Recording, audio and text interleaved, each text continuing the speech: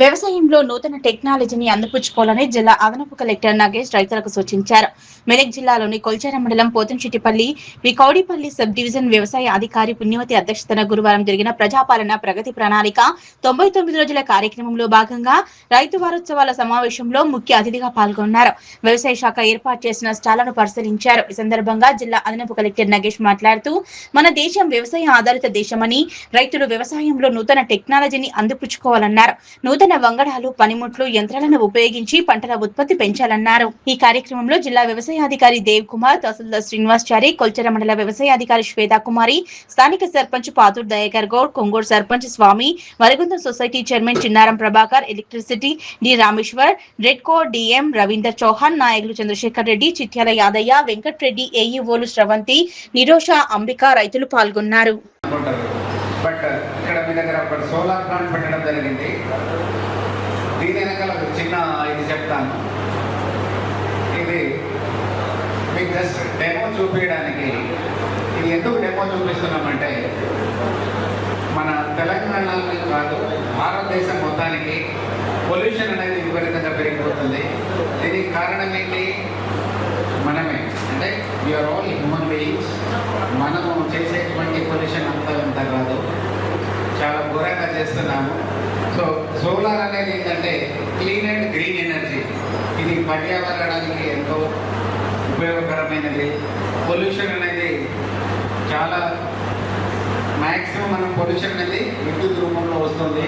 అది ఎలాగంటే ఎరువులు వాడాలి అని చెప్పి, అంతేకాకుండా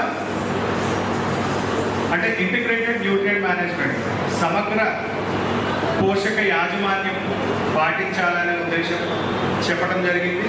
ఇంకా మన ఆరోగ్యాలు పాడైపోతున్నాయి.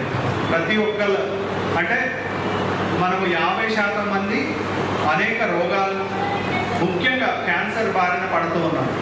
ఎందుకు అనంటే మనము రసాయనిక ఎరువులు కానీ పురుగు మందులు వాడటం వల్ల మన ఆరోగ్యాలు దెబ్బతింటున్నాయని చెప్పి గవర్నమెంట్ స్కీమ్లో NMNS, national mission on natural farming, అంటే ప్రకృతి వ్యవసాయం, అలాగే సేంద్రియ పద్ధతిలో వ్యవసాయం చేసే దాని గురించి కూడా మనం ఆ రోజు డిస్కస్ చేయడం జరిగింది. మనకు ప్రత్యామ్నాయ విద్యుత్తు, అదేవిధంగా వ్యవసాయ ఆటోమేషన్, మెకనైజేషన్, ఈ కార్యక్రమం ఈరోజు చెప్పడం జరిగింది. ఈ కార్యక్రమం ఈరోజు పోతంశెట్టిపల్లి గ్రామంలో, కొల్చార మండలంలో మన రైతు విత్తనం జరుగుతున్నందుకు ఈ కార్యక్రమం విచ్చేసిన నాతో పాటు హాజరవుతున్న ముఖ్య అతిథి డిఓ గారు, అదేవిధంగా రెడ్కో డిఎం గారు, మరి discom SDPCL, DE operations, technical, స్థానిక తహసీల్దార్, మరి సర్పంచ్ గారు జరుగుతున్న ఈ సభ, అదేవిధంగా మీ ఏడీఏ, మరి ఏఈలు, ఏఓలు, అదేవిధంగా రైతులు, రైతు సోదరులు, రైతు కార్మికులు, మన మీడియా మిత్రులు, గ్రామస్తులు అందరూ కూడా హృదయపూర్వక నమస్కారాలు. ఇక్కడ లేకుండా కూడా వదిలే అనుకోండి. దాన్ని ఏదైనా కుడి కర్రతో కానీ పక్క జరపండి. దొరకని ప్రమాదం షాక్ ఉంటే కూడా వాళ్ళని వెంటనే టచ్ చేయకుండా వాళ్ళని ఫస్ట్ ఆ వైరస్ సపోర్ట్ దూరం చేసి దగ్గర ఉండి వాళ్ళు CPR చేసి వాళ్ళకు ఊపిరాటం చేసి కొంచెం ఫ్రీ చేస్తే వాళ్ళకు కూడా ప్రమాదం తగ్గే అవకాశం ఉంది. ప్లస్ మనం చాలా మంది మనం ఏం చేస్తామంటే పొలం పని చేస్తున్నప్పుడు చేతి పచ్చిగా ఉంటుంది, దాని స్టార్టర్ ఆఫ్ చేస్తూ ఉంటాం. మధ్యలో మనము తడి చేతితో స్టార్టర్ టచ్ చేయకండి. ప్రతి మోటార్ని స్టార్టర్ ఎర్తింగ్ తప్పకుండా చేసుకోవాలి. ఎర్తింగ్ చాలా ఇంపార్టెంట్. మనకి ఇక్కడ లీకే కరెంట్ ఉన్నా ఎత్తుల ఉంటుంది కాబట్టి మనం సేఫ్గా ఉంటాము.